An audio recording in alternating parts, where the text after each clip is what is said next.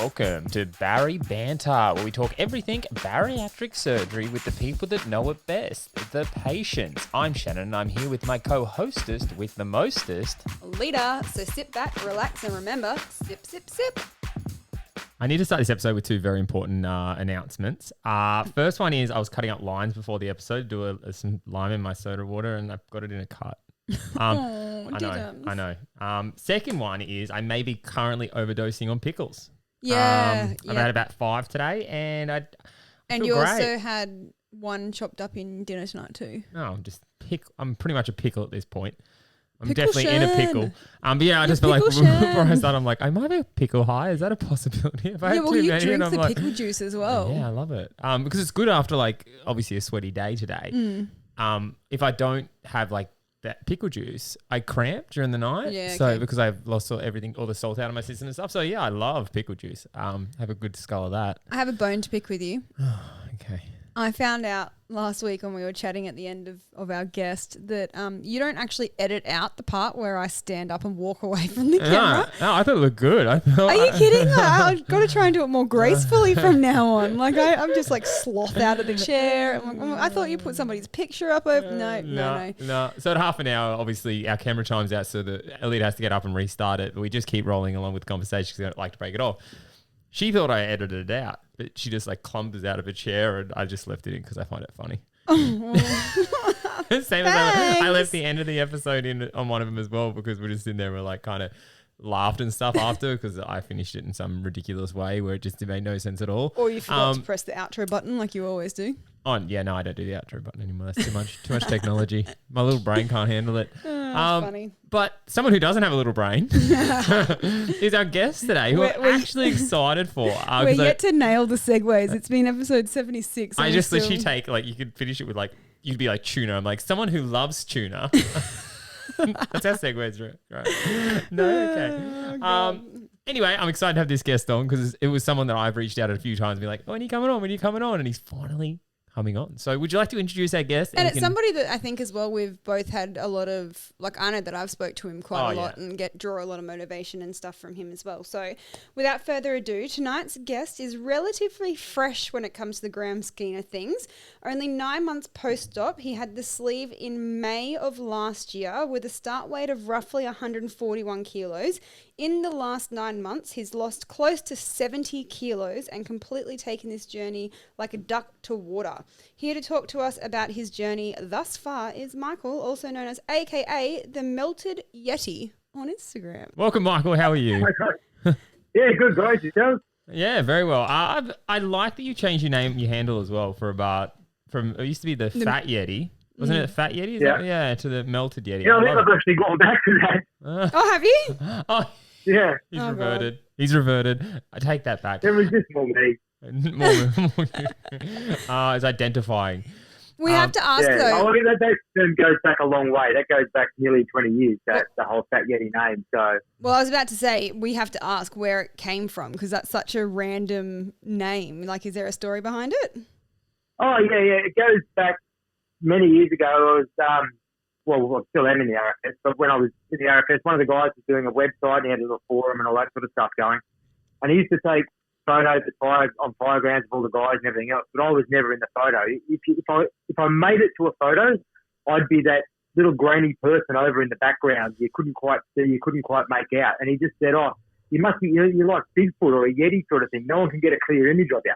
And it just it stuck from there. So, and this is back in MSN days and that sort of stuff. So that became my handle on MSN and in hot rod forums and that sort of stuff. So everyone just knows me as the Yeti or the Fat Yeti sort of thing. So yeah. It just it was either that or a Bigfoot. I was going to say the abominable snowman. Bigfoot with big belly. Yeah. We usually do a question of the week. So each week we're trying to do a question of the week. Last week, which is, you would have been out by now. The question was, would you go nude on a beach? But this week's question is, what is your why? What is my why? My why was I didn't want to be fat and 50. Yeah. I turned 50 in about 3 weeks' time, and I just didn't want to be that point. I look back at me being a father and the type of father I had. My father was always outgoing. He would take us to everything.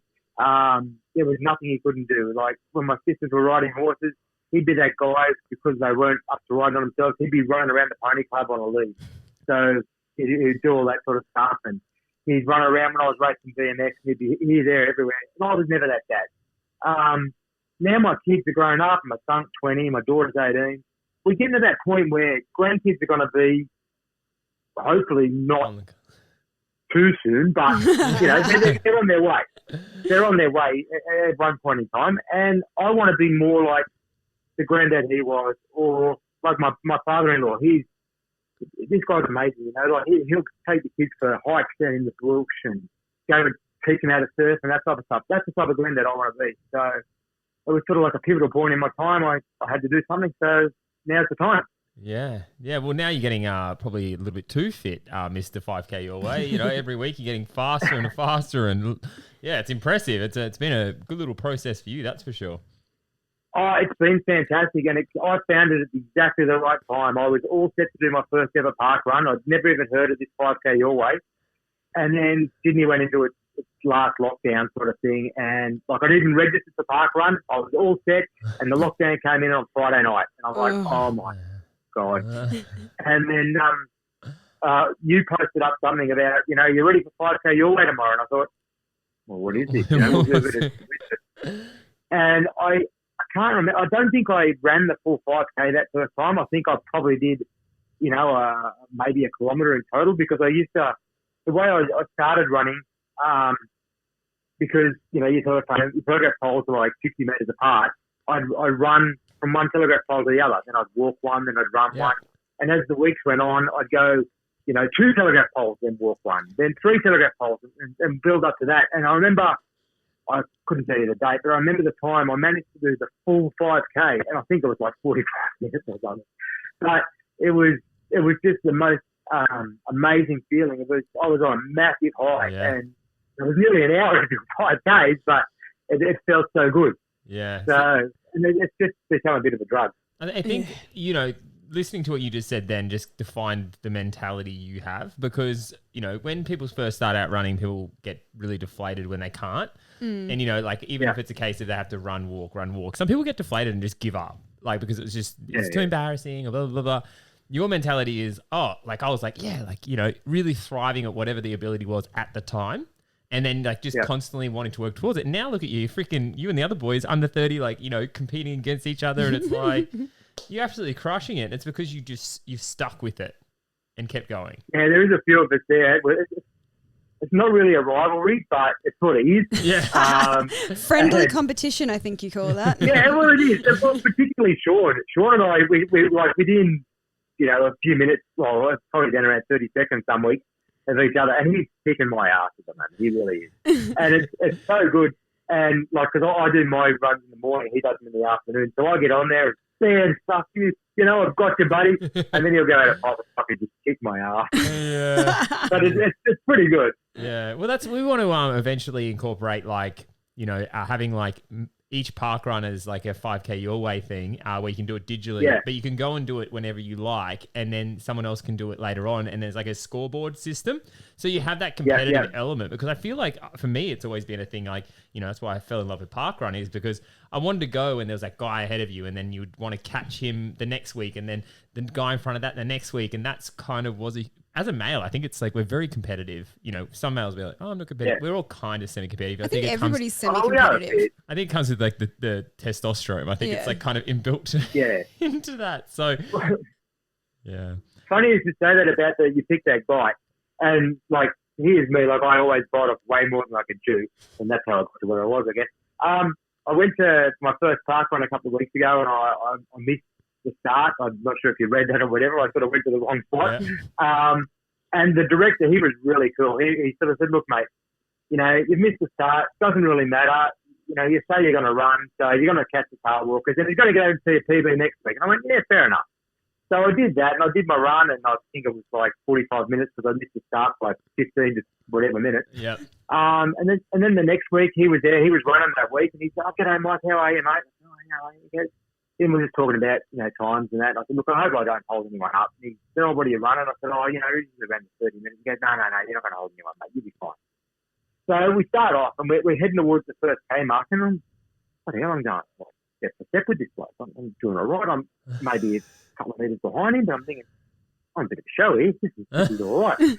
And it's an out and back course. So we get out to the first bend and we come back and he just drops the hammer. And I'm like, oh my God. And I think the next time I saw him was when he was crossing the finish line and I was still running back towards the next marker. And I'm like, you bastard. So he was really good because he reached out to me afterwards and he said, look, mate, you know, you did really, really well, blah, blah, blah. And he just sort of like, boy, what are your goals? Where do you want to get? And I said, look, I want to get down below 28 by the end of Feb because I'm 28, 29 and that sort of thing. And he goes, yeah, no, we can do that. He said, look, what we'll do is I'll pace you 1 week and I reckon I'll get you down there. So he's been really, really, like I've only met this guy twice, probably for a period of about 3.5 minutes total. And he's just been really, really helpful. And I just think the whole parkrun culture is just amazing. Yeah, we love the community aspect. That's like always been the thing. It's that kind of, you know, everyone's there with the same kind of mentality and the same kind of focus, which is like, you don't get that very often. Like the amount of times I go to parties and I try to talk about like running and people are like, I don't care. Parkrun, everyone's like, oh, running. Yeah, let's talk about it. Because I found somebody that was very similar when I started running as well. His name was Rob and he was older than me, but he was at a very similar pace to me. And so like it would kind of be like 1 week I'd beat him and the next week he'd beat me. And then it was just kind of like, again, the whole friendly rivalry thing. Like it was just something that like every single week. Especially when there's tit for tat. Because if he would take you and then you'd never have a chance, where's the carrot? Yeah, that's it. And likewise, if you got him and then he's going to try and, you know, and then I'm like, you know how your times went, I don't know, but you probably saw your times like taper down as a result because you've always got to get one over sort of thing, you know? And I now have somebody at my local parkrun that I used to be quite close to him. He was just a little bit out of my reach, but like I was trying to catch him, but then my running has gotten like a lot, like it's gone backwards, so to speak, but I'm getting back into it now. But I said to him the other day, I looked at him and I went, I'm coming for you. I'm coming back for you. And he was just kind of like, okay, I'll see you here. I look forward to feeling your breeze as you pass me. You haven't always been overweight, Yeti. Can you kind of pinpoint a defining moment in your life where, you know, things started to go and, you know? Yeah, I was actually not always overweight. I was quite young. I was about 12, 13, maybe not quite. I used to race competitive BMX when I was a kid. Oh, wow. And I had a bit of a season-ending injury about 2 weeks into the season. And, like, you know, we're talking pins and arms and all that sort of stuff. Oh, God. Oh, wow. And the doctor's saying, look, mate, I'm not saying you can't continue this season, but I recommend you take a little bit of time off. And I'm like, and my dad's going, look, you best to let it heal properly. And you'll come back, you know, thicker and faster next season. Trouble was, I really enjoyed watching afternoon TV when I got home. And, you know, and I'd have a sandwich when I got home from school, and one sandwich led to two. And so not only did I have my lunch at school, I had a second lunch at home. And, you know, and my mum from an Austrian background, so it was always big food and big starchy stuff and everything else. And it just sort of, it stacked on. Then when I got into my later teens, you know, trying to pick up chicks and that sort of stuff, I sort of leaned out a bit, but not a lot. But I never really had an issue meeting girls and everything else, so I didn't really do anything about it, sort of thing. And it was only really after I got married and we sort of moved out of home, and my wife, her first time out of home, and I'd been back home for a couple of years, sort of thing. And then it's like when you get your food, you can go anywhere you want. You can go through drive-thrus or wherever. We could have whatever we wanted. We could cook the best meals every night. And, you know, you always follow that down with a couple of drinks. And, you know, next thing you know, and we've never been as big as we were, sort of thing. And, yeah, it just grew and grew and grew. And it was then in 05, I can't remember, I had an argument with someone or whatever. And I just stormed out, went for a walk, and I did about 4Ks. And I got back and I thought, well, A, I didn't have the cranks anymore. And B, I thought, that felt all right. So the next day I did it again and again. And then I got into running at that stage. This was back in 05. And I think in 07 I was doing, you know, 7, 10K runs on a fairly regular basis and everything else. And that's when I got down. I think I got to 78 that stage, and I looked sick, and I was always sick. Like, I'm talking every other day I had a cold or some sort of gastric bug or whatever, and I just couldn't get healthy. And then I managed to get to about 85, and I sat there for ages, and I was healthy. I looked healthy. I felt healthy.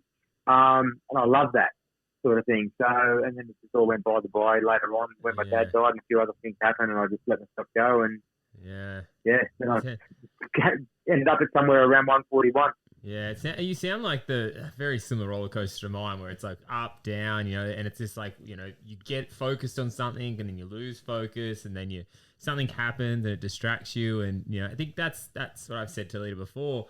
The only difference between then and now is I've found things that I enjoy enough that I don't want them to leave my lifestyle, because that's always been the thing. It was always like, cut back on all foods and like starve yourself, and then do this exercise you don't like, or go to this gym, or do this whatever it was. And I just never felt like it needed to be part of my life. And I think structuring it, like clearly you've found running and stuff before, having that incorporated into your life, in whatever form it is. It could just be literally going for a walk with the dog, or, going for a run, listening to a podcast. That's mine, by the way. I love running with podcasts in. Implementing little habits like that is, what's going to make the... So when your father passed away, sorry about that, did you, there's a lot of people who they say that, they use eating and that sort of thing as a coping mechanism, or like they kind of just hit sort of rock bottom and they go, well, you know what, I'm just going to turn to food and not exercise and all that sort of thing. Did you have a very similar sort of experience? Quite similar. I actually found my dad and couldn't get him started. So it did hit me pretty hard. You can probably hear it in me now that it hit me pretty hard. So I sort of got into a bit of a really bad low. I still went for walks, but nowhere near as often. And that was in September of 2010. And it got to even Christmas, and I was still walking sort of thing and running every other day and whatever. And I was maintaining it a little bit. And we went down the coast for Christmas, and I remember saying to my wife, I'm not going to go for a run today, or I'm not going to go for a walk today. I'm just going to have a bit of a break and sort of thing. And the trouble was that week turned into 2 weeks, turned into 5 years, and it just never happened again. Yeah. It was, and then in January 2011, towards the end of January, just for Australia Day, my mum got diagnosed with stage 4 cancer. I was like, what, what now, sort of thing. And that's just sort of like the nail in the coffin for me. Pardon the pun. It was realistically, they're excuses. That's not a reason. That's just an excuse I used at the time. I don't think I was focused enough at the right time. I don't think I had the right mindset. I was getting the result because I was doing the work and I was eating. You're doing the low GI thing and everything else. And I certainly wasn't enjoying what I was eating. It was a means to an end to get where I wanted to be fitness-wise, but I wasn't doing it properly. Whereas now, that's where the sleeves actually work really well. And my surgeon said it to me when we went in there. He said, this is the last diet you're going to go on. Okay? What we've got to do is change your lifestyle. So, you're a more active person, you're eating the right things and doing everything else. So what we've done since having the surgery, Beck and I have not found anything we can't eat. I still like me spicy vindaloos and that type of stuff. I still like a steak. We're just eating a lot less of it. Even tomorrow night, we're going out to our favourite restaurant because it's Beck's dad's birthday sort of thing, and we've already picked what we're ordering sort of thing. And we have the ocean bits, thank you very much. But it's, instead of eating it and an entree and 27 drinks and the fondant for dessert and everything else, obviously we can't fit in the entree and the main and the dessert anywhere else. But, I'll just have the main, and we go there regularly enough now where they go, oh, so you, because my wife got served the same day as me, so it'll be like, so you will bring your meals out with their main, you won't bring it out with the entree. Okay? That's what you want. And even now, once we've finished eating, one of the waitresses there, she's lovely. She'll walk past and she'll just go, oh, would you like a takeaway container? Just whisper it under her breath as she walks past. And they're really good. That's it. Oh, that's so good. That's so good. It's so good that you and your missus went through it at the same time too. God, that would make life so much easier, to understand it, on a different level. Absolutely. I honestly, if you're a larger couple and you're contemplating it, don't step it out. I cannot recommend more doing it exactly the same time. Yeah. We went through all the trials and tribulations, all the feeling sick, all the gas pain. We were that couple that was walking around the wards of the hospital just trying to walk out the gas pain. And she'd go, come on, Mike, we haven't been for a walk for an hour or so. That pain's going to be getting pretty bad. You got to get up and get doing it. And I do the same for, So it was really, really good. We've been really, really good in that regard, keeping each other motivated. Like, I'll come out, like, every Monday is weigh day because we've got sleeves on a Monday, we weigh on a Monday sort of thing. And it's like, how'd you go? And it'd be like, well, I haven't got a clue yet, so I'm not going to weigh myself. And all that sort of stuff. And we've got a chart on the bedroom wall. And, like when people are fundraising, how they've got, it's like a thermometer chart where you want to see where you're at. Yep. We've got one side by side. It's like a racetrack where we can see who's losing, who's losing as we go, sort of thing. Again, and not competitive at all. No.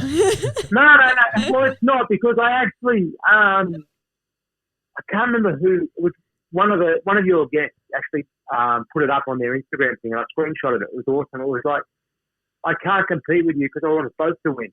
And I've actually stuck that to the top of it. Oh, that's cool. That's so sick. No, that is. It's one of those things though. Do you guys have like a goal each of where you want to get to on there and stuff? So that like when you get there, the chart's done now, because I know personally when I got addicted to like that losing weight thing, and like if I had been competing against someone, I would have disappeared because I would have just like done whatever I had to do to make sure I kept losing weight. I find it quite. That's actually you go. Sorry, go on. I was going to say it's quite funny that most people that on their 24th wedding anniversaries, it's meant to be opal that you give your partner. You decided to go in and have a gastric sleeve on your 24th. Well, it's not like a slice and dice, is it? Like it's so romantic. We had a lovely dinner of a beef komodo or whatever it's like that beef soup stuff. It tasted like beef stock in a glass of hot water. But it was great. It was, and we always joke that for the last couple of years, every year we like doing, like we'll do a big Australian holiday one year and we'll try and do an overseas one the following year sort of thing. Well, with COVID, we couldn't do the overseas one, so we just spent the money on the gastric sleeve each. It was perfect. Yeah, it does. I know, Sean, I'd prefer. So is surgery something that you guys had been thinking about for quite a while, or was it something that you kind of put off and researched and then, I'm going to out myself now as the type of person that always thought surgery was the easy way out. Yep. And you guys are just cheated. You can't. This is bullshit. In 2005, I dropped that weight. I did it the proper way. I did diet and exercise.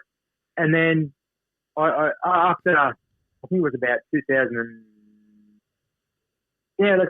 or 14, I started getting bigger and I was exercising and it wasn't coming off. I probably wasn't eating the right thing either because I did it weird. I'd diet. Yeah. And then I started to exercise. And they were never both together. And then something had happened and, I'd have a stressful time at work and I'd, pick up a 6-pack of donuts on the way home from work and that sort of stuff. And it was just all wrong. And then about 18 months ago, we were going down to visit my mum and, Beth once again said, look, we've got to do something about this. We're both getting larger. We're not getting any younger. And I said, yeah, I wouldn't mind getting surgery. She goes, well, what surgery? What have you done? What research? Oh, I don't know, surgery. Something popped up in my Facebook feed that said you can do it for $3,000 if you've got health insurance. That's what I want. And she goes, look, I'm not saying I don't want you to have surgery. I'm not saying you can't have surgery. I'm not saying I don't want to have surgery. But I'm saying you need to research it and you need to try. Yeah. And I went, yeah, and nothing. I did nothing. And then in March last year, we were on our way up to Hunter Valley. I had to pick up some hot rod parts because I'm a tragic and I've got to collect this stuff even though I'm not doing anything with it. And I think she'd rehearsed it quite a bit. And I also had too because we were both getting to that point where I'd come back off Christmas holidays and I was at the last hole on my belt. And I'm thinking, I can't get a new belt. This is the biggest belt I've ever seen. I don't want to get another one. That's like that one in the sand. And we're going down the Putty Road. I don't know if you guys have ever done the Putty Road from Sydney to Brisbane, but it's like the road that never ends. It just goes on. And she just pipes up out of the blue and she goes, what are we going to do about our weight? And I went, oh, here we go. And she goes, what do you think about surgery? And I went, let's go, we're done. And she's going, no. Well, you've got to research this. You've got to research this. And I said, well, yeah. And she goes, what surgery do you want? And I went, oh, that one John had.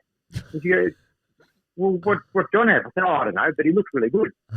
And she said, well, you've got to do a bit more than that. And she goes, look, my friend had a sleeve, and she used these guys, and she's gone really, really well with it, and she's looking great a few years out. And I'd like to look at the sleeve. And I went, yeah, okay, well, I'll do that then. And she's gone, no.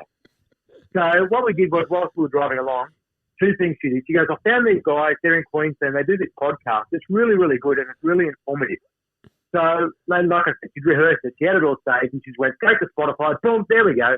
And so I listened to, I think it might have been Matt, 200 kilo lifter Matt episode. Yep. And that wasn't actually the one she was looking for. It was just the one she clicked on. And I thought, wow, this guy I really relate with. I really relate to, like, his whole backstory and everything else, like the way the weights come on. And, like, he got to a bit heavier than me, but just the way he's, like, driven to get to where he is, sort of thing, you know.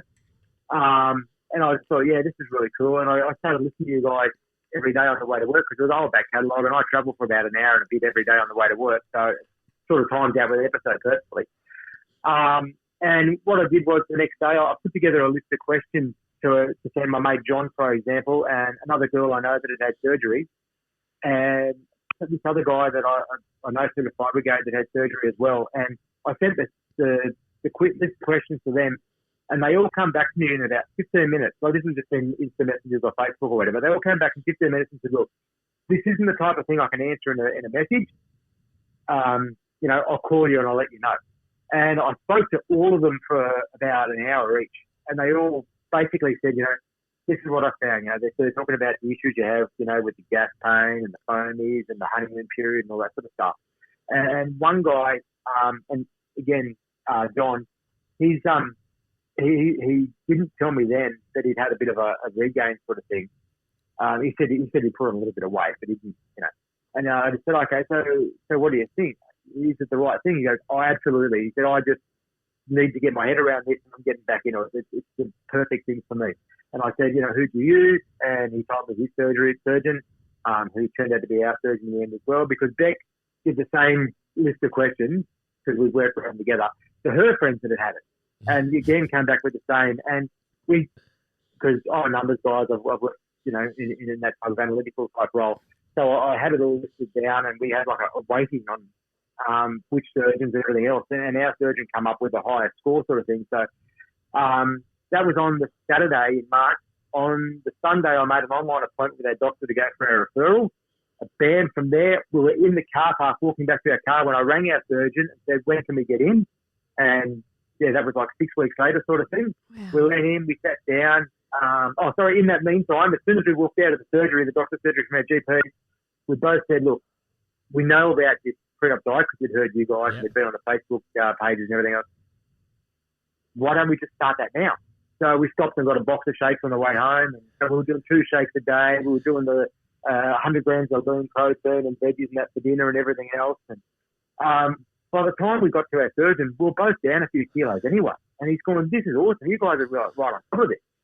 So he goes, oh, assuming you want to go with me, when do you want to do it? And we said, oh, no, we want you. So we've already done the research. We didn't even need to see you. We had it at the low sort of thing.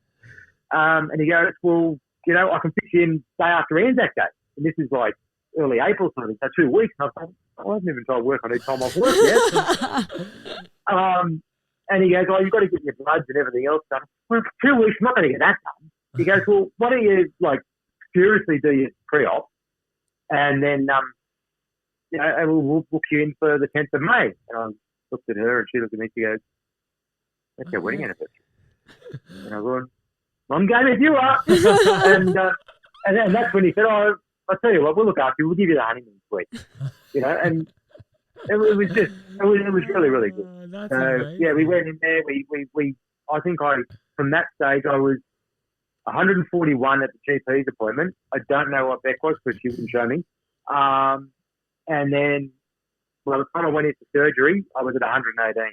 Wow. So that was all because my mindset had shifted from, we'll be right, to, this is what we've got to do. We put plans in place and we stepped it out. That just proves, though, that you guys are the kind of people that you made the decision and you committed to it even before you'd started surgery. Like, you went, we've made this decision. We don't care, like, it's going to be happening in the near future. We've got to do as much as we can now to make it, setting up for success before you even, like, get there, if that makes sense. Oh, well, that's where I've been really lucky. Beck is an amazing planner. Like, if we go on holiday, she'll have an itinerary printed out before we hop on the plane. Like, well, actually before we're getting for the tickets, I think usually.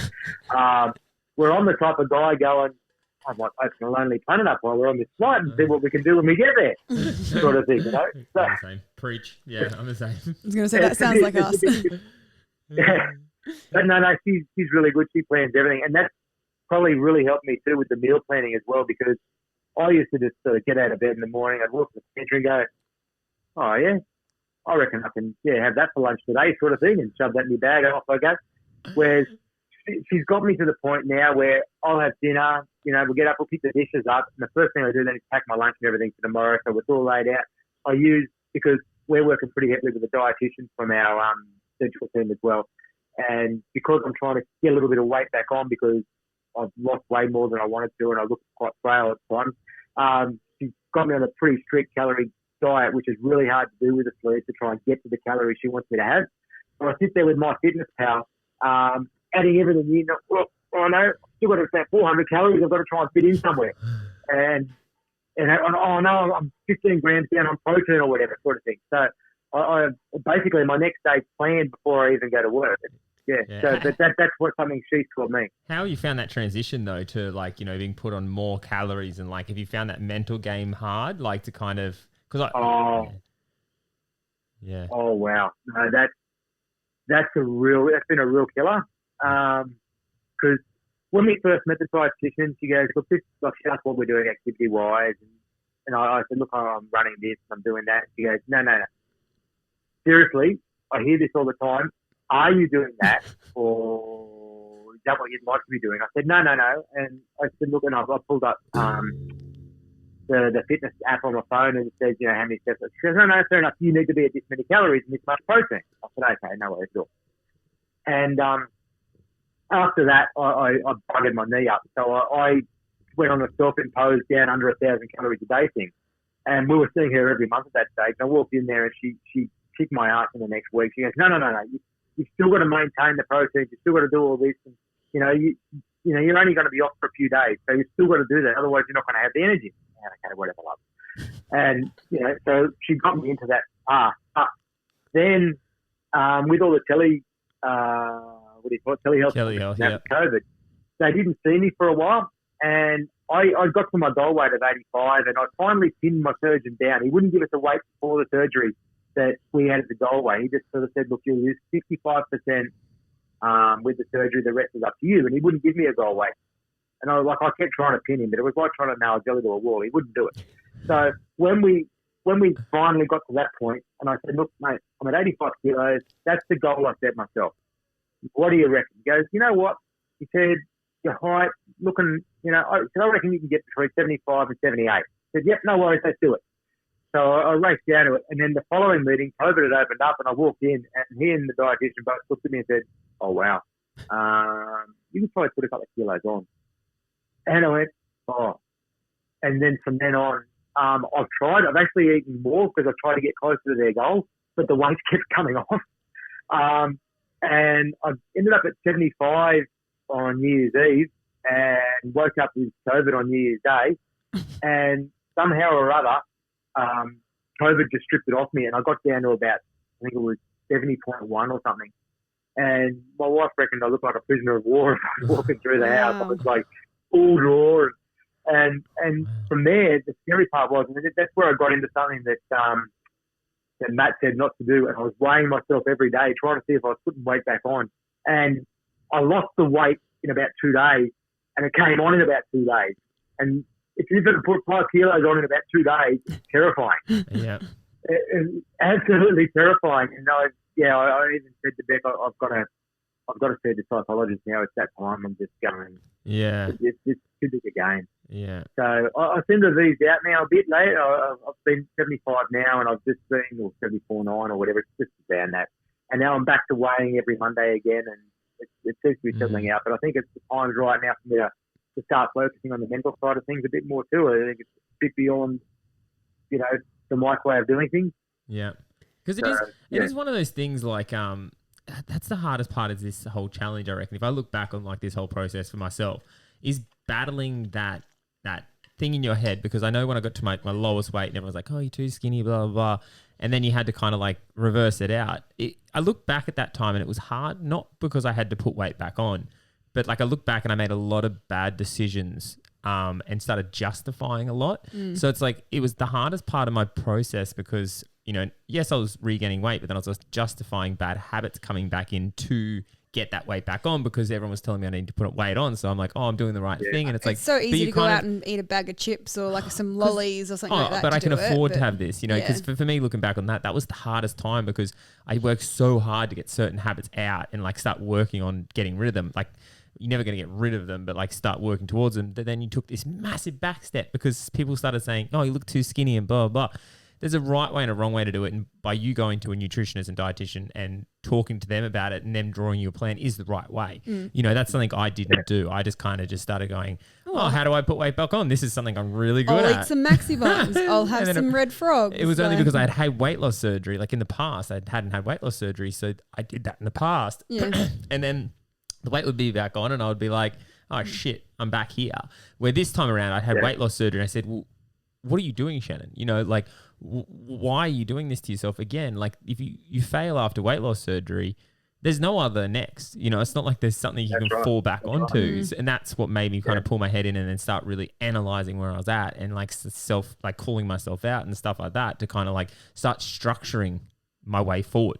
So yeah, it's a hard one where you're at, like with this whole, you know, you kind of want to do it the right way. Well, that's the dull habits are coming back in. I haven't done the stop off and grab donuts or cheeseburgers on the way home, and I was posting up how many days cheeseburgers are free and all that sort of stuff at one point, but I couldn't tell you now. But one of my other issues was after dinner I'd get up and I'd go into the kitchen and put the plate in, and look at that, I've found some chips or I found some nuts, whatever. And we've got this massive jar of cashews because the dietitian told Beck that, you know, nuts and that are really good for what she needs. And, look at that. There's this 27 kilo jar of cashews on the thing. So I might just grab a handful. And that's where I'm at now. And there's no way of knowing how much is in a handful, you know what I mean? So I've even got this little passive aggressive note on top of the jar of cashews now that says, you know, are you hungry, Mike? Or, sorry, my iPad's just done something crazy. Are you hungry, Mike? Or, you know, or you think you are. And that sort of stuff to try and keep away from that stuff, you know? Yeah.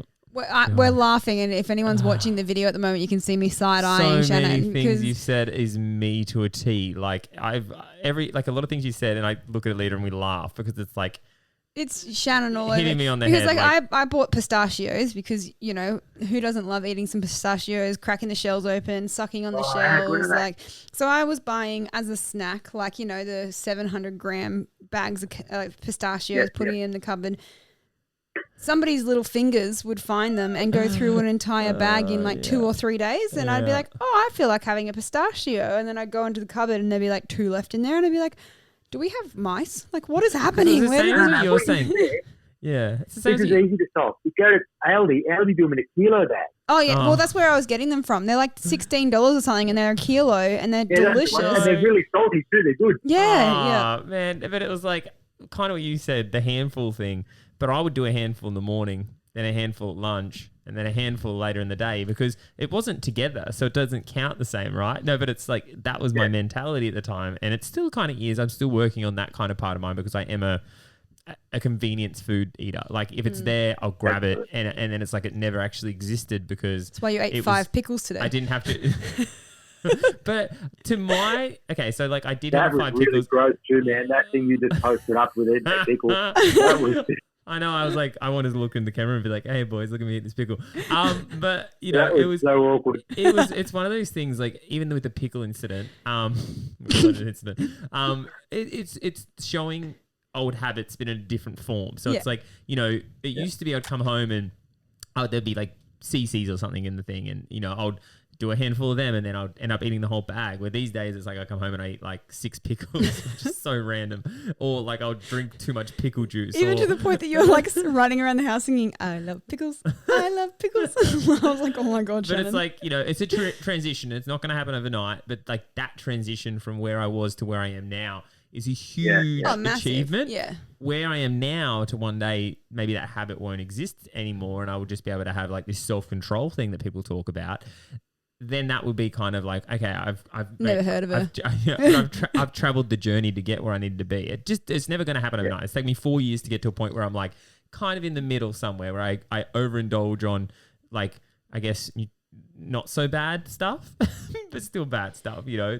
And I think that's like a really good point to make too, though, because like you said in your form that one of your biggest fears, like leading into surgery, is that it wasn't going to work for you, and then in 5 years' time you're going to be right back where you started from.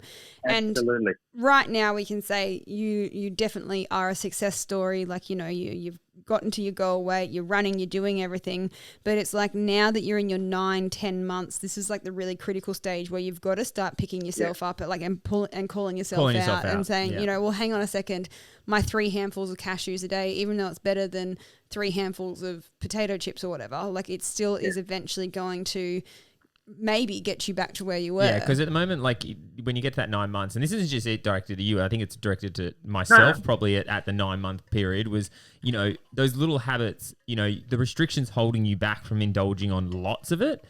But eventually, like, you know, where I am now, like at 4 years, and it'll probably keep continuing to get more and more, I could eat a lot if I wanted to. You know, the restriction isn't there like it used to be. And if I was still indulging on those little things that I used to justify because I couldn't have a lot of them, it would be the whole bag again now. Yeah. And that's the thing we try and get out to people is, enjoy that restriction, but understand it's not always going to be there. Like it's like the chauffeur metaphor where like, you know, in the first year, the chauffeur's driving you along, and then the second year, it kind of, you know, gets out at the fuel station every now and then in the third year, it's just kind of like, you're on your own kind of thing. And then it just gets worse and worse as time goes on. And, you know, you're doing the right thing because you're implementing habits, you're talking to the right people, you know, you're building the right structure to eventually get to the point where you can kind of like, you know, wave the chauffeur off. But some people kind of justify too much in the first 9 months and rely solely on the restriction.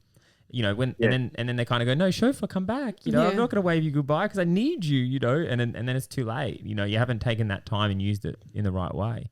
Well, that's actually where our team's been really, really good. They've basically from day one, before you walk into the reception, they tell you that the surgery is only one part in the toolbox. You know what I mean? And that's why they make sure that you've got your psych help there. They've got an on-site exercise physiologist.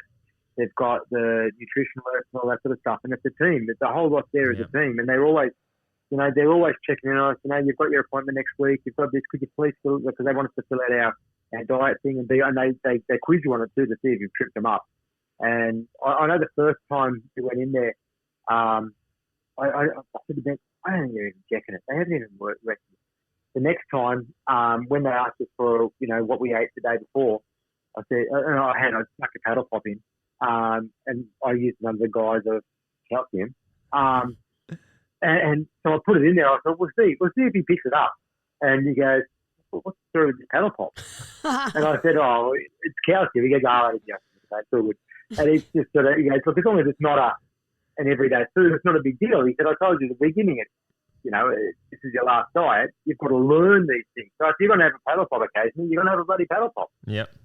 He doesn't talk as often as me, obviously, but yeah, he's really down to earth and really good. So. Yeah, it's funny because when I was working at the surgery that I used to work at, we had a lot of people saying that they didn't want to come back for their 12-month review with the psychologist, and they kept on saying to me, and I was like, no, we have to keep this as our package, because I know firsthand I was one of those people that was like, I don't need to go back to the psychologist, I'm doing fine. But because it was like included in my package, I went back to her. And it came out like as a word vomit, and I just ended up staying in that consultation and bawling my eyes out because I thought that I was doing fine, but there was obviously a lot of things going on under the surface that I didn't know, and I ended up seeing her quite regularly for probably about 6 months after that. But then we actually ended up bringing it forward to saying, no, your first psychology appointment after surgery is actually at 6 months. So hopefully you can kind of catch it before it gets to that point. Yeah. Look, and some people come in at 6 months and they're like, yep, didn't need it. Or other people come in and they go, you know what, because they do a dietitian appointment at 6 months. It's like, obviously they do dietitian appointments before that too, but they do a 6 month appointment with a dietitian at 6 months.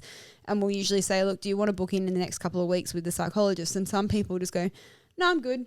I'm all fine. But I feel like it's one of those things. I feel like we all, like every bariatric patient needs to sit down and talk to a psychologist. You know, it's not always going to be for the same reason. For me, I would rather see it at like a year and a half or like a year and a half because I had issues, but I wasn't willing to accept them. Or like we're very good at lying to ourselves. Yeah, true. Like we are very good at like kind of crafting this little thing inside our head to kind of block out certain things and pretend like they're not there. And you know, I think for me at a year and a half was kind of the point where I started going like, oh wait, there could be something there.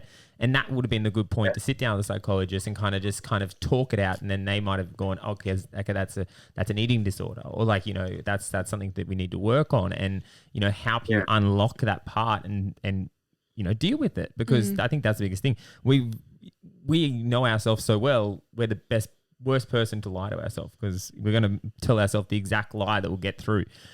So, you know, I think it's one of those things. I think a year and a half would probably be a better thing. We've always talked about the long-term stuff. You know, with your food consumption, have you noticed that you're starting to eat more, or like, you know, has the volume increased or? No, not really. I have days where I could feel like I could eat whatever I wanted. It doesn't matter. Yeah. And other days, nothing. Like this morning when I got to work, because I start work at 6 a.m, so we have a morning tea at 9 o'clock. So I actually split my breakfast in half. So I'll have half my breakfast at home before I leave work, so I don't do anything silly like stop at Macca's on the way to work. And I'll have the other half at 9 o'clock. And mornings was just those tip-top sandwich things, just an egg sandwich sort of thing. And I got through the half of that, and I thought, bloody hell, you know, I ended up eating my afternoon tea snack in with my morning tea, which is, you know, good old way to get back where we started. But you know, I even left morning tea hungry. But then coming to lunch, I had Aldi do these really good little tuna ready to go meals. They've got like 15 grams of protein in them, and they're pretty low on carbs and whatever. And I got about not even a third of the way through and had to park it up. So it was like in the space of a couple of hours, the restriction really kicked in. So yeah, but so far I think the most I've done is like 100 grams of protein at a meal. I can't go more than that. Even Christmas, I was terrified that, you know, we go to the old Christmas fair, and like I said, my mum was Austrian, so I caught up with the family, and we did these mountains of veal schnitzel and the Austrian potato salad. Yeah, that was actually one thing I was really worried about before surgery. How are we going to participate in Schnitzfest if I can't eat it? But when we got there, Beck and I, we sat down, we spoke about it, and we'll just do it on a smaller scale. And we did, and we rocked it. Yeah. You know, we went up there and we went halves and the schnitzel, and we could have done it on a little bread and butter plate. But, you know, we were fit to burst after that, and we couldn't participate in dessert because we couldn't fit it in, but we really enjoyed it. So, yeah, the restriction's still well and truly there, and it's not really easing up on the whole.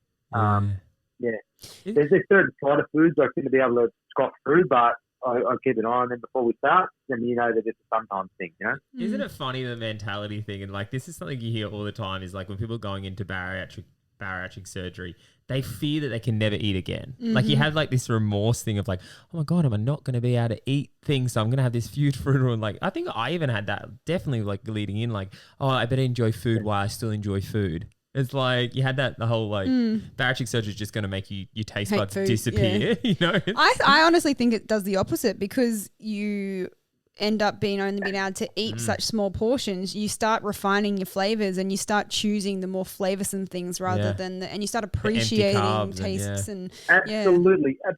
You oh no, I've forgotten the gentleman that it was on last week that I heard this morning. Nathan. Sorry. Yeah. And you said it then, Lita. You appreciate the quality of the food more. And that's 100%. And Beck and I were talking about that before. We'd rather have 3 mouthfuls of something that's fantastic than a whole Domino's pizza. Yep. You know what I mean?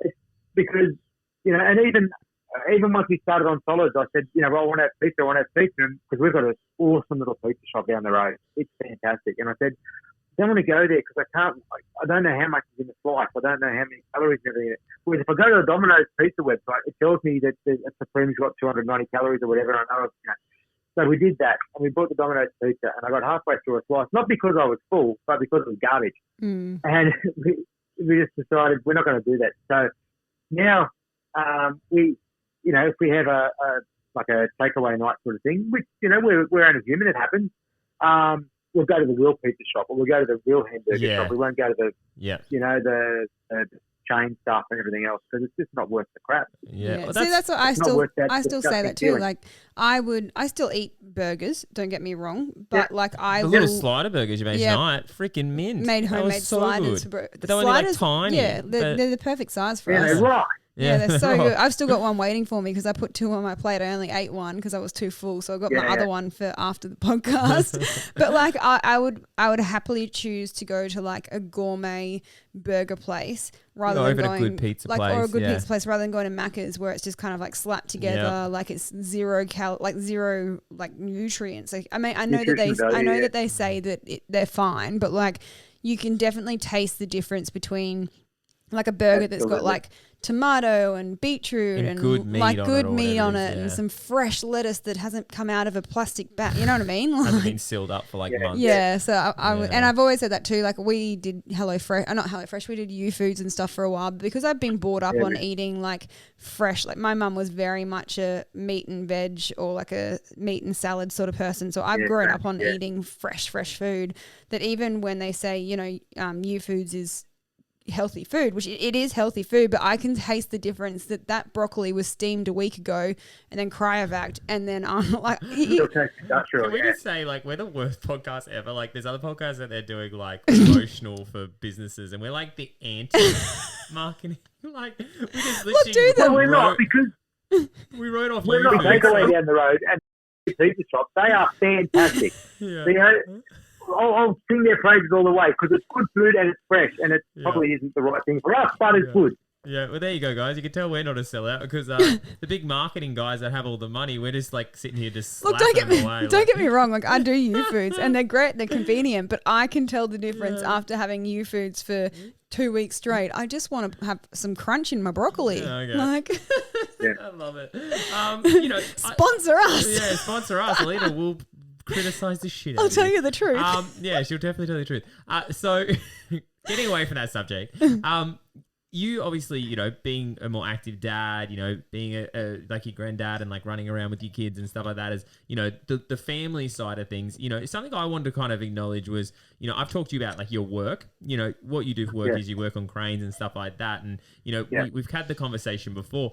How has that changed for you? Because obviously cranes involve like getting up high, has that changed it for you at all? Oh, massively. I've got 2 jobs. I work on the cranes down the port as my primary employment, and I'm a firefighter over at the local fire station as well. And that's changed both ways. The cranes in particular, we're climbing all over the things and getting into little tight spaces to get stuff done. I couldn't do it before. I kidded myself, and I'd find a way of making it happen, but I certainly wasn't as effective as I am now. And I think I reached out when you were working for that other organisation, and you were talking about EWP licenses, that type of stuff. Yeah. And I remember when I was that weight, they actually partnered me up at work with the skinniest guy, so we didn't overload the EWP. And even then, when we're going up to Super Boom, I think it had like a 200 and something kilo limit. He and I could go up, or I could go up with tools. We couldn't go up with the tools together, sort of thing. So if we were doing a job on the trolley or whatever, he'd go up with the tools, put them on there, then come down and get me, so we'd go up and do the job. And that was so embarrassing. It was like, I remember the shift leader came out one day and goes, "Why the bloody hell aren't you up there?" Because if I go up there, the thing's going to go overload. And it was just, oh man. That's so awkward. So, and that doesn't happen anymore. Yeah. You are the skinny guy now. Yeah, well, I am actually. Yeah. And even in the fiery role, we did an evolution at the College of Knowledge it was probably about 3 months ago now. And one of the other guys there, he's super fit. Like this guy's at the gym every day, And he and I, back when I was big, we used to rip through about the same amount of air in the same amount of time. And he and I were partnered up again for this evolution. And we went in there and we're going in there and they're calling on the radio, you're supposed to like 5 minutes up. And then 2 minutes later, he starts, because when you wear the BA, there's a whistle when you get down to a certain level that tells you that you're on no man's air, you've got to get out. And he was blowing whistle, he was sucking rust whilst we were still in there. And I come out and I still had like 20 minutes of air left. Oh, wow. And I just thought, how good is this? Wow. Yeah. It's because your, what's that just thing? Your CO2 level, like, you know, where your oxygen intake decreases. It's like when you get fitter, you know, it's the same as like, so like you're fitter now, so your body isn't requiring as much like fuel to kind of keep going. So you're like just, But the other guy, he's super fit. Like he is always at the gym and he is like, he's built. Yeah. You know what I mean? Like there's this guy, the body's his temple. He's got a little, a watch that tells him when he's supposed to have a protein shake and that sort of stuff. Like he's all over his nutrition. He is super fit. Difference between cardio fit and strength fit though. Cardio fit, cardiovascular health is cardio. Yeah. So yeah, difference. But yeah, but he's been really good too. Like he's offered to take me to the gym and help me out there, and I haven't taken him up on it yet because I want to get other things in aspect first. But there's another girl that used to be at our station. She's also an exercise physiologist. She's got a gym down the road, and I've been working with her. She's fantastic as well because she knows what I need for that job as well, and she's been working really, really well with me. What is really bad though, and I think I reached out to you later when you were talking about stresses and that sort of stuff. Beck and I went down for our first appointment. I don't know what the name of the exercise is, but you know, we carry the weight, you sort of hold it behind your head, sort of thing. Yeah. And she lines us up. Beck's doing 5 kilos more than me. And I'm like, and she's going, oh yeah, but you know, that's because you did all this arm work before. I'm thinking, yeah, that's like crap. You're just trying to make me feel good. Yeah. So my wife's doing really, really well at that because she's focusing more on the gym side of things, whereas I prefer to go out for a run. So we're both getting our. I know it's went completely off topic there, but I'm no, like it's actually a very good point you make because the strength side of things is something I definitely put on the back burner, and it's something I find hard to embrace is the strength side, like the gym stuff, and and I know it's a good thing for long term weight, keeping weight off, but it's something I really can't enjoy. Is going and doing weights and stuff like that. For me now, I'm like really trying to just, when I'm at work, embrace that as my, I'll grab the 2 extra posts and, make a little like kind of strengthening out of it because. I was going to say, surely that, and this is me as, expert Mike, the exercise specialist here. Surely that, because it's, I'm not sure what the name of the word is, but, you're doing it as part of your daily routine. You're doing the same work. You're just not doing it in a formal, gym type setting with the pumping music. And it's one of those things though, because you do it so frequently, it's repetition. It's like memory. It's muscle. It's not kind of but breaking it's not the muscles because you're down. You're lifting up different sized things all the time. No, but that's the thing is like sometimes now I make the effort to lift an extra post or an extra rail or like to put my body in that position of straining it enough that it's ripping the muscles to kind of like build strength, because if you do the same thing over and over again, you're not really increasing. You're not stretching, like you're not testing those muscles. So that's kind of why now I've kind of tried to pick that extra thing up, put myself in a little bit more uncomfortable position to build muscle or be a little bit more stronger in those kind of aspects. I've never been a gym person, and I was, firsthand, I was petrified to go to CrossFit the first time, like when I won the competition, and then even transitioning out of rookies into like the big classes, I was again petrified of doing that because I was like, oh, I don't know what I'm doing, blah blah blah. But then like this morning, we at the gym at the moment we're doing blackout week, which means that we don't actually know what our workouts are until we get there. Usually we can see them the night beforehand, so you can bring all your gear and prep. But at the moment it's blackout week, so you have no idea what you're walking into. And this morning was all about like powerlifting and like doing snatches. And I can barely do a snatch with any more weight than what the actual bar is itself. But the second part of the workout, which was only 7 minutes, it was which after we'd done a whole workout before that, like I had to do 50 power snatches, but I was like, after that it was start from 0 and work your way up to your heaviest weight. And it was just kind of like just doing that for 7 minutes, just slowly increasing your weight. For me, I was like, if I go to a gym normally and it's just kind of like, okay, Alita, walk around the gym, find a machine that you want to get on it and force yourself to work out. I'm not going to do it. So it's one of those things that like if you're a runner, you can't go out for a run and not work out. But I always found with the gym, and I said to you this the other day, that it's so funny. There's some gym people that go to the gym, and it's so easy to just say, I went to the gym, I earned, like I've done my part, because how often did you used to go to the gym? And I'm putting myself under the bus here. I'd go to the gym, and that was the accomplishment, was going to the gym. Yeah. And then I'd go to the gym, and I would sit on a thing, and I would do a few of these, and I'd do a few of these, and I'd do a bit of that, and I would feel like, oh yeah, I've exercised.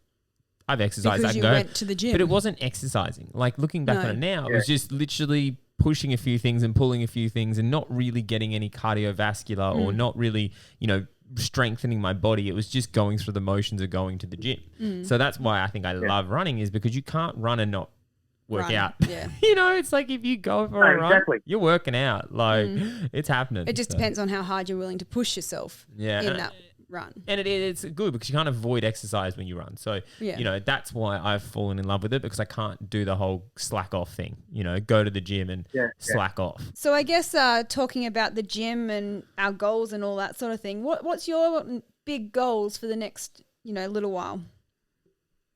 Well, I've reached my goal weight now, right? Well, I'm actually a bit below that. So I'm sort of in a bit of a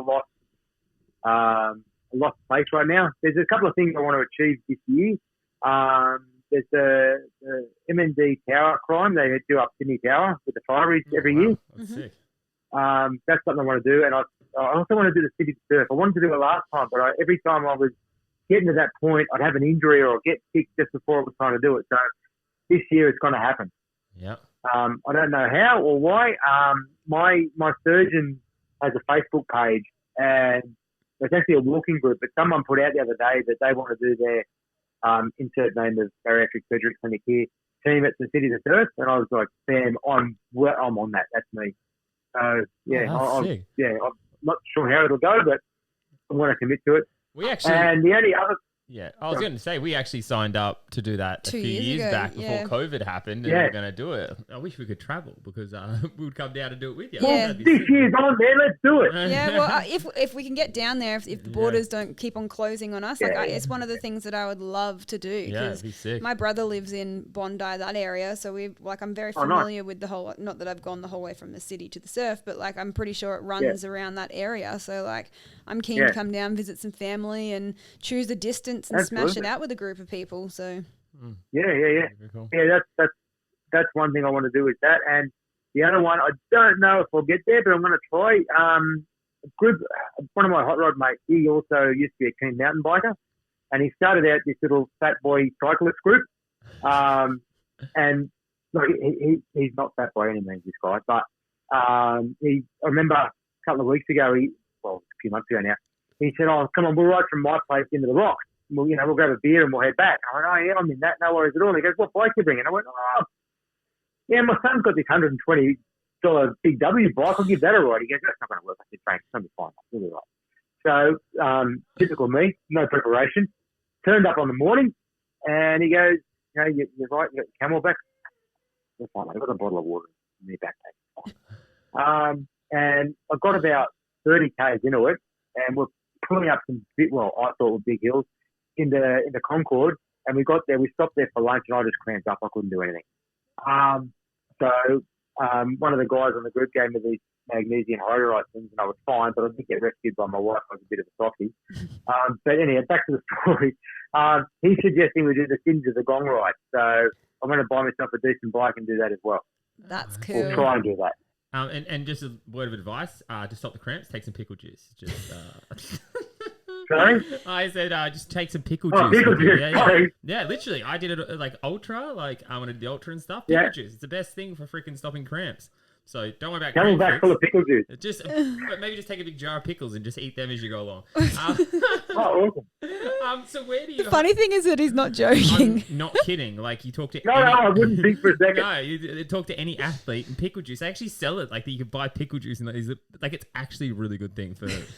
Don't judge me. I was about to make the joke. Can you buy those little Tetra Packs, pocket poppers full of pickle juice? Yeah, you can. You actually can buy these little pickle juice things that some athletes swear by. So,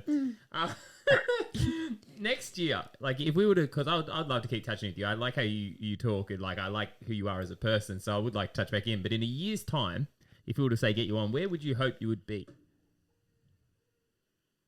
Oh, wow. I hadn't thought that far ahead. I just told you when I travel, I work out where I'm going when I'm on the plane. Honestly, obviously, I want to be maintaining. I want to be not like weight-wise, I'm where I want to be. Fitness-wise, pace-wise, I'm not where I want to be.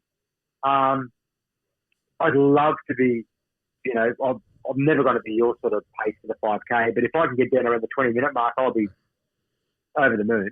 I think you're capable.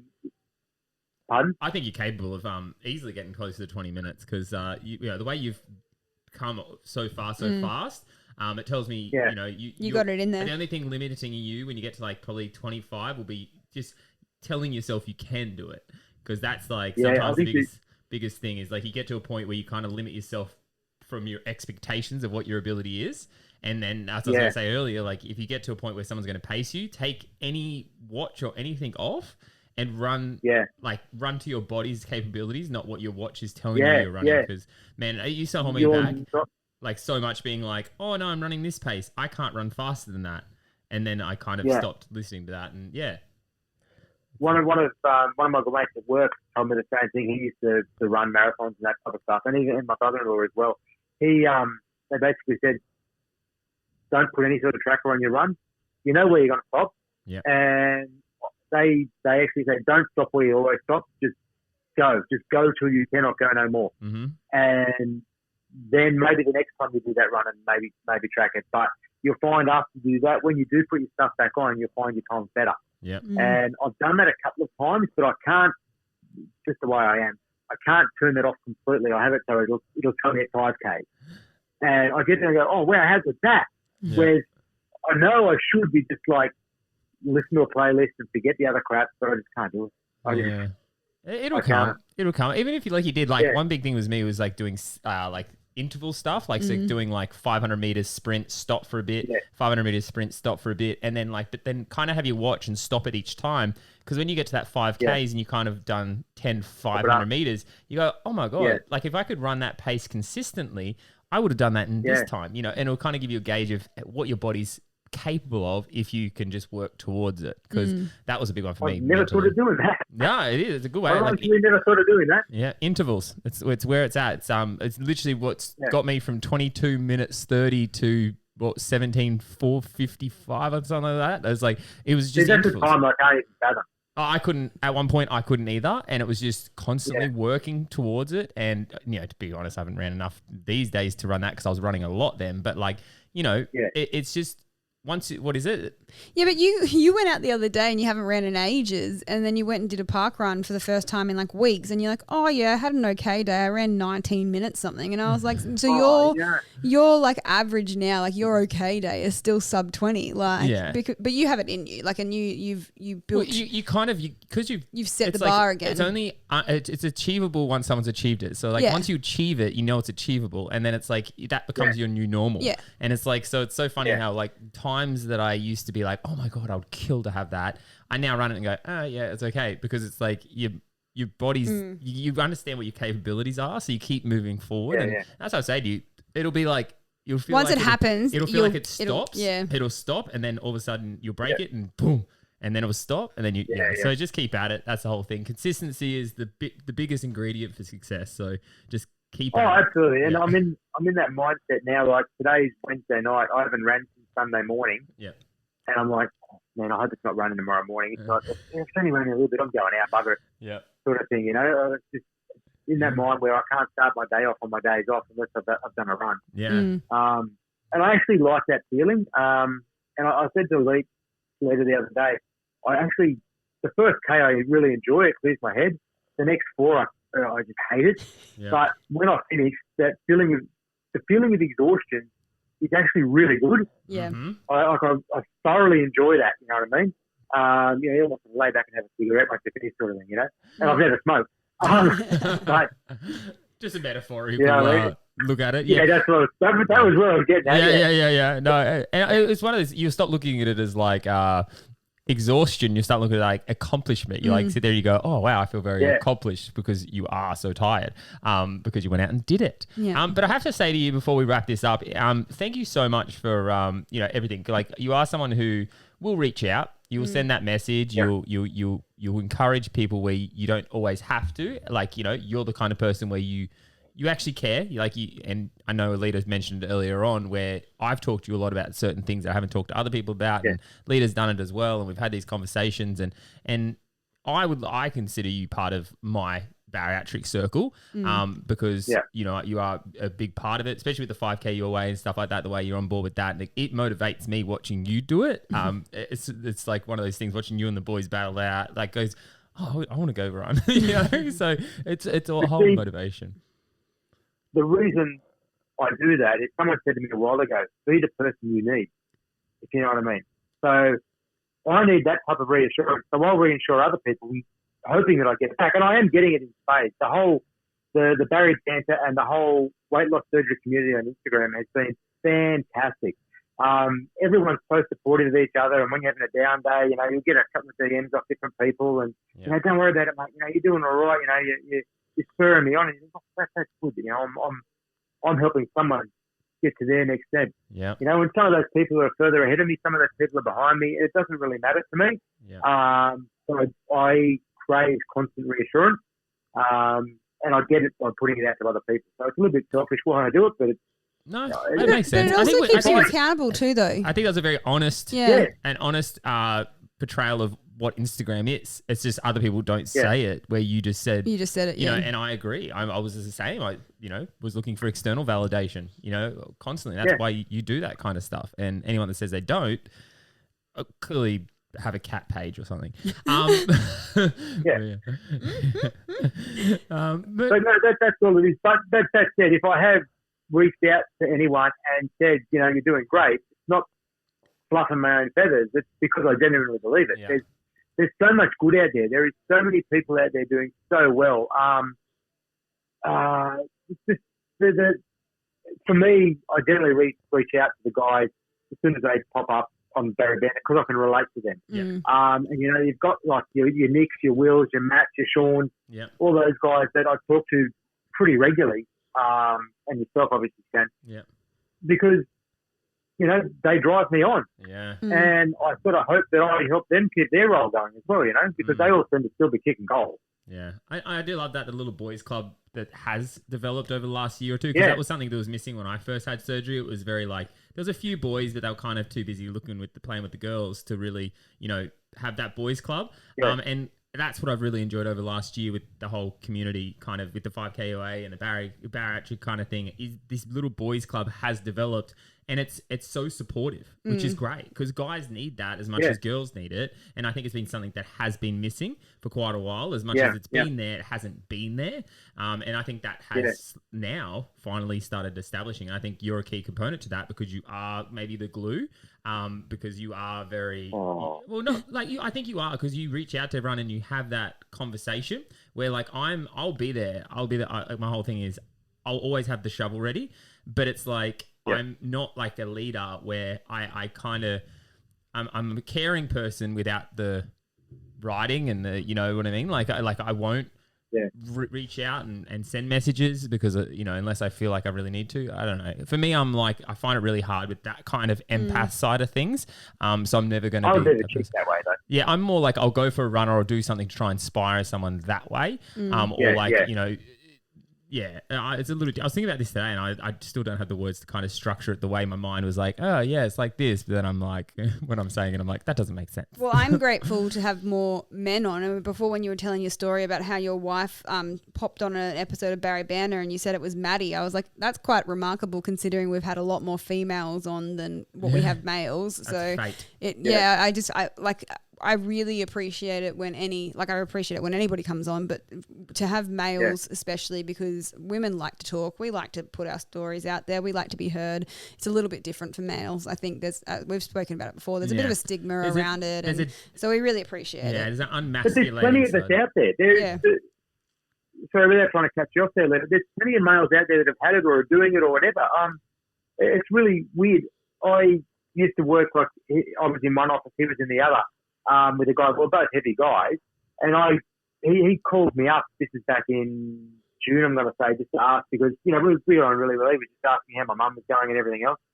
And he goes, "Oh, you'll never guess, Mike." He said, "I got I had a gastric sleeve last month. And I went, oh, yeah, when did you have that? He said, oh, 10th of May. I said, you joke. He said, yeah. He said, I got it over at the can. I went, oh, wow, that's awesome. He goes, why is that? He said, because I got mine at Lakeside at Bella Vista the same day. And he goes, no.